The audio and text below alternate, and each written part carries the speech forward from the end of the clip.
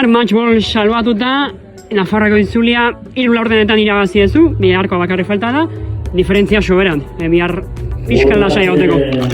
Bai, oso zentzazio honekin etorri naiz Nafarrora, gaur oso ondo ikusi naiz, taldea oso arropatua, eta egoeran ikusi naiz oso indartsu, eta jarri dut nire ritmoa, inorrek ez dit pasatu, eta konfiantza eman dit, bukatzeko.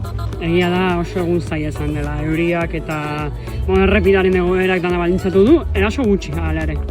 Bai, egia da izan dela gazteketa oso horiarekin eta pixka beldurra, baina bueno, ondo salbatu dugu, jarri dugu taldea hori erritmoa pixka berakantz, eta bueno,